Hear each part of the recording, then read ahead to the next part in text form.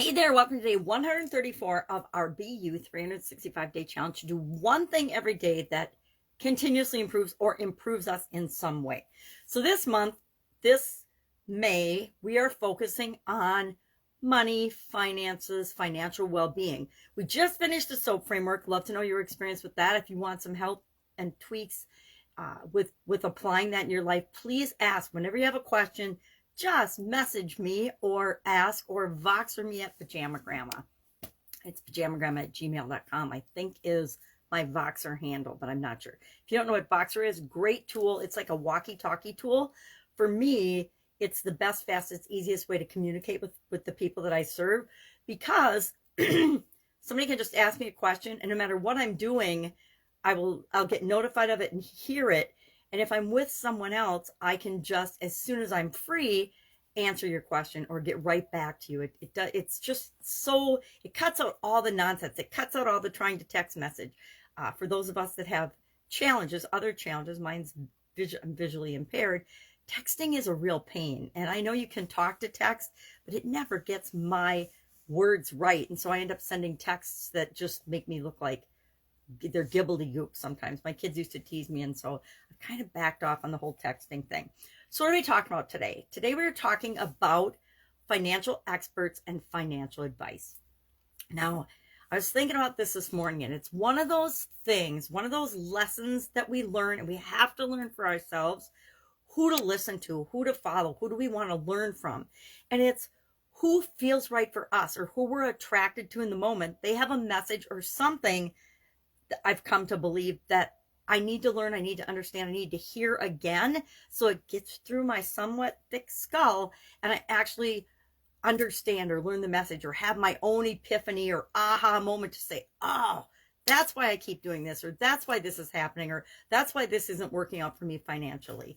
So I went online and I was curious, who are the biggest financial experts and financial gurus today? Now, one thing I love about the internet is it's so easy to find information. Now, if we take out the fact that Google and the search engines have algorithms that keep us from seeing certain things, and forget about that and realize that we just have to do what's right for us, it's easy to find an expert in whatever area you want in your life, but financial has a ton of them. So I just wrote down the top 10 list of financial experts online. I'm going to share that with you.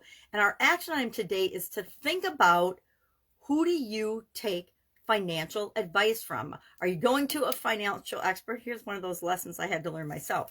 I used to ask the wrong people financial questions and about how to do things financially. Why? Because we're not taught it in school, right?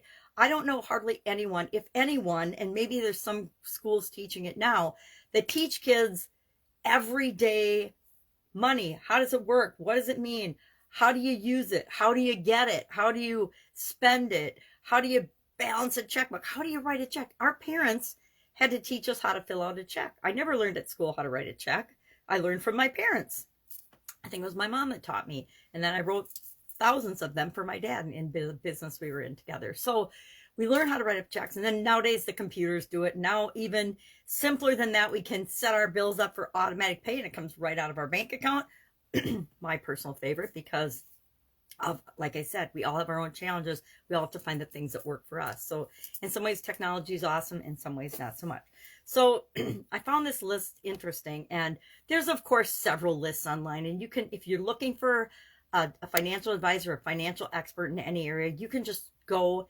I will say, like anything else, do your due diligence, buyer beware. I remember when I first admitted to myself that I couldn't continue to do all of my own accounting work early on in my business career and all of my own CPA type work. And I interviewed, I think, 16 different accountants before I selected the one that I was going to work with and tie myself to for a bunch of decades. Why? My dad taught me that once you tie yourself to an accountant, you're tied to that accountant really, because they have all your financial information, all of your records for years. And so he had fallen in with somebody that he knew who was an okay accountant, but not a great accountant. I think that, and a great CPA. I think he did a great job doing his taxes, but beyond that, he wasn't someone that he could go to for sound financial advice or guidance, etc. And oftentimes, like anything else, we need more than one person to guide us in an area as broad and big as finance. So I interviewed a bunch of accountants before I picked my CPA. And that CPA over the years saved me literally hundreds of thousands, if not millions of dollars in taxes that I wasn't required to pay, but I probably otherwise would have paid if I had a different expert. So we want to shop around for our expert. We want to, like me, learn to not just ask necessarily our friends, our family, our acquaintances, our coworkers financial questions and about financial advice and investing, unless because we all have friends and family that are awesome at certain areas and aspects of finance that we can ask for advice and can learn from. My dad was one of my best financial coaches and advisors because he'd been there, done that. He'd made the mistakes. He'd figured things out. He came from, humble beginnings and created everything that he wanted in his life for us as his family and for himself. So each of our situations is different, right? Just like anything else. We have to discern who are the right advisors for us. So our action item today is to think about and then share in the comments below one person that you look to for financial knowledge, wisdom, coaching, advice, guidance, etc. Just share one person, and whoever it is, it is. But if you've got like one person on this list and you really, really love and get a lot of value from them, share them in the comments below, and then maybe even why you look to them, because it can help all of us in the group to get better at seeking out experts, finding experts, deciding who we listen to. And some of these, there's people I get financial advice from that are definitely not on this list. And I have different opinions about the people on this list of 10. I know all these people. I've experienced all these people. And then I looked at another list with a lot of online people. And some of them I've absolutely positively never heard of. I may or may not go look them up. Depends on if I'm looking for a specific type of information. I thought it was interesting that the list included Charles Ponzi and Bernie Madoff, because they're two of the biggest scammers, most corrupt people on the planet. I mean, Charles Ponzi perfected the Ponzi scheme. Gosh, I think it was back in the 1940s, maybe. I don't remember exactly, but it was before my time. But he was so good at it, Ponzi schemes got their name from him. So I guess there's lessons to be learned from him. Maybe we should remember that it's lessons of what not to do, right? Not necessarily lessons of what to do. So who's on this list? Benjamin Graham. Again, he was considered the father of value investing in stocks and undervalued stocks that helped you to make a lot of money and appreciate a lot of value. Warren Buffett was one of his prime students. And if you don't know who Warren Buffett is, I would say Google him, because you should know who Warren Buffett is. For the longest time, he's one of the richest men in the world. I think he still is one of the richest, but there's a whole lot richer, which is interesting to say, right? Peter Lynch was from Fidelity Magellan, and he went on to be an author. Dave Ramsey has got a radio and TV show. He talks about debt-free living. Susie Orman is actually, she had a TV host. She was on Oprah. She was on the Today Show. She is considered, and which I find is interesting, the most recognized financial advisor, financial expert, financial person. I think she's worth like 75 million. So worth listening to, right? She's also the only woman on this list, which I found interesting. Jim Cramer talks about hedge funds, and he had the show Mad Money. I don't know if you've ever seen that on CSNBC. It was hilarious. He gave financial advice, really notorious for bad advice, but really made it funny. He's as much a comedian, I think, as he is a money guy.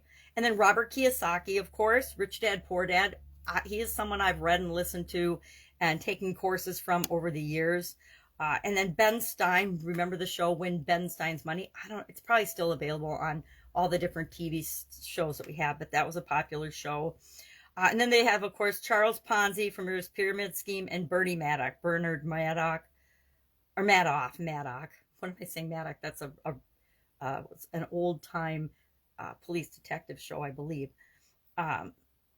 So he had the hedge fund scam that caused the 2008 financial crisis, which is really scary. And then I looked up a whole bunch more, which you can do the same if it's something you're looking for. I am not going to share all these because I'm not familiar with, I don't think I know any of them. 1, 2, 3, 4, 5, 6, 7 different places and sites. And I have not got personal experience with any of these people or any of these advisors. I only know from my personal experience that it's important who we listen to. You know, when you hire a CFO, if you're building a business, or if you have and take financial advice, again, always make sure that we don't blindly follow anyone else's advice. We always need to think for ourselves and say, does that feel right to me? Does that sound right to me? And it's different than, is this a little bit outside of my comfort zone? It's, does it clash with my core values and my core beliefs about money? And sometimes we've learned we need to re-examine our beliefs about money and how things work because we just don't know. We need to get more information. So that's our challenge for today. Think about financial coaches and experts and advisors. I personally have gotten more financial advice and advisors from people that I'm in an industry with.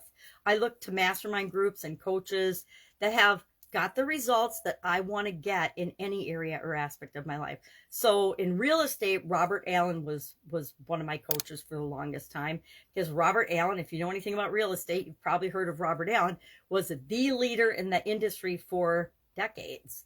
So he was my coach for, and that included, right, financial abundance in the real estate industry. Tony Robbins, personal development, Russell Brunson, funnels.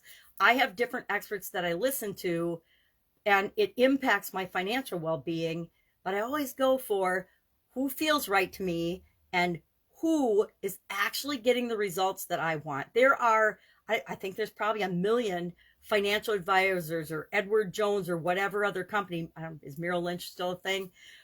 Different companies and funds, but if their lifestyle isn't what you want, you probably shouldn't be taking their financial advice. I learned that one the hard way as well.